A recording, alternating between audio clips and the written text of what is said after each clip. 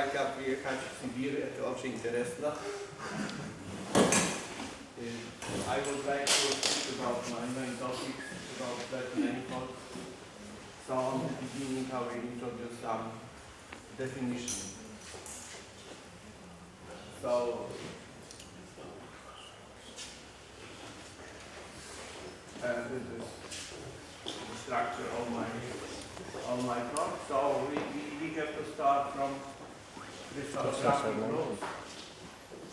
What is the definition? So everyone knows what is the Euclidean space of dimension n, and we have the isometry group of this space. They are semi-direct product of orthogonal group and Euclidean space, so there are rotations and there are translations. Andrzej, it's possible to move a bit. Maybe you can go ahead. Okay, thank you. What's this? Fine.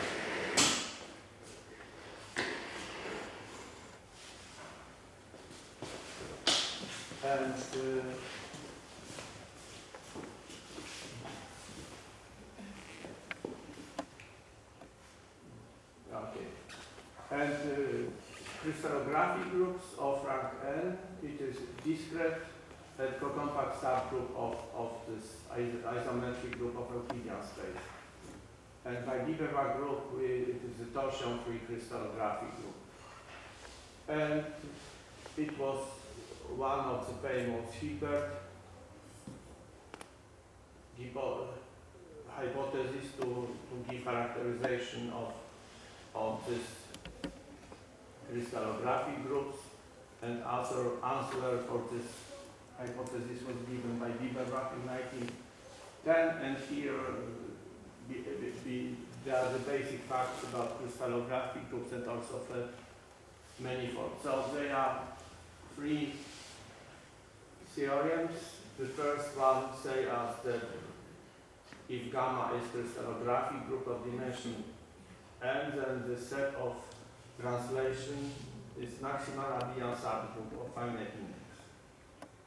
So that is the first theorem.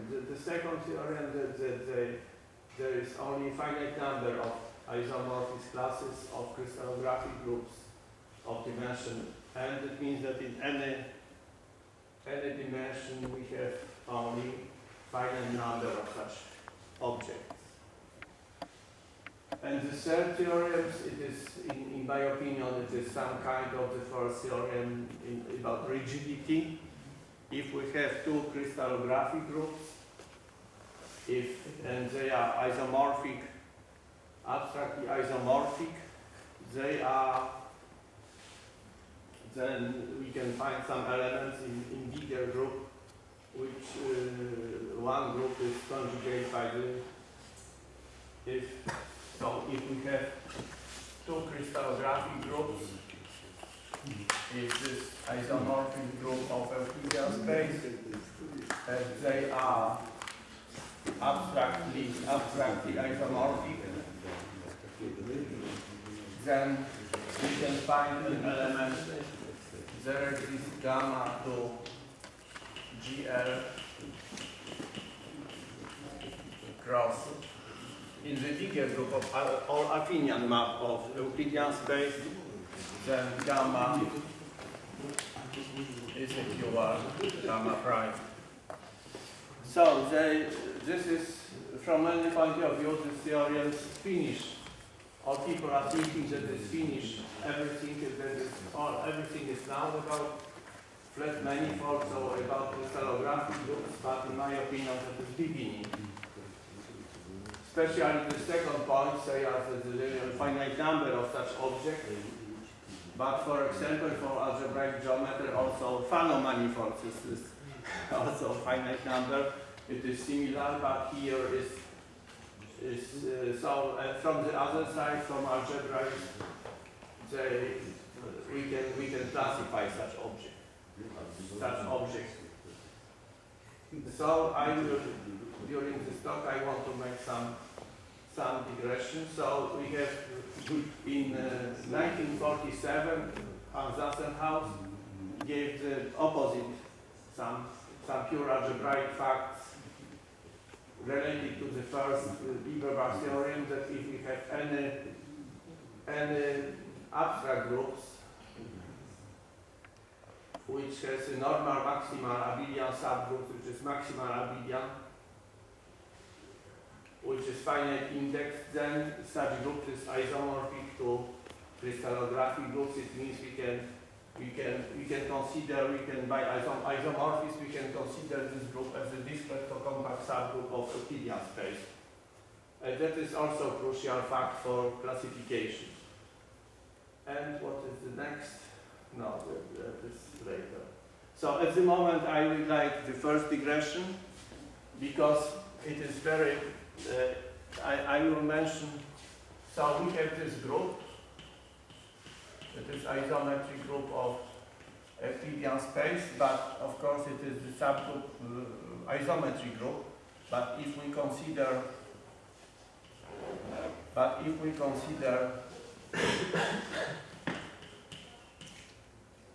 a little bigger group, of course we change compact group by non-compact group, and I can formulate an open problem or famous conjecture, Auslander conjecture. Auslander conjecture. I will formulate now. The left-hand side group is GL. G, a linear group of Euclidean space. So, and the conjecture is following: if we consider discrete and compact subgroup in this bigger group, so the assumption is that this group, if we consider abstract group, then they have solvable group, then they have finite index solvable subgroup. So here we have abelian, but here it is if we take any such discrete, but in this bigger group, discrete larger group, discrete and compact, then there exists a subgroup, solvable subgroup, subgroup of finite index.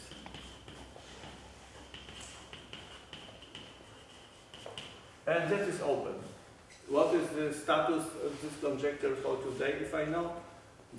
For n, and you are free, in 80s, Bill Goldman and David Fried proved this in following way. They just classify all such objects.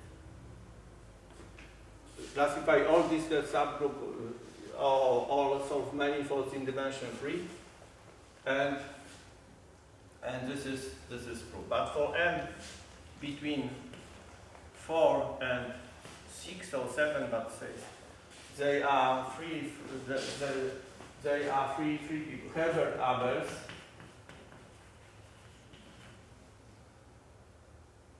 Zoifer, what's his name? Zoifer?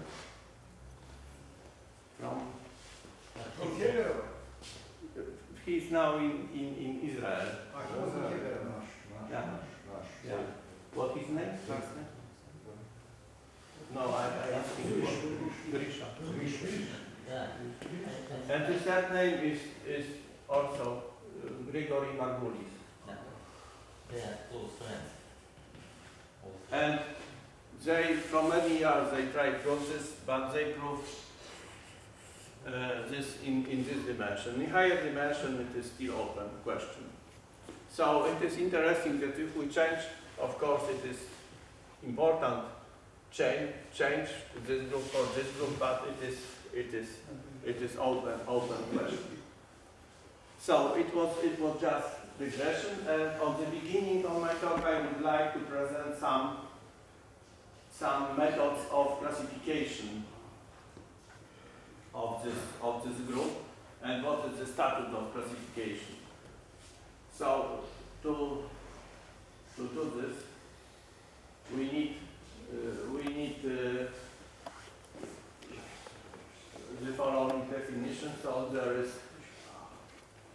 so this finite group, if we have crystallography group,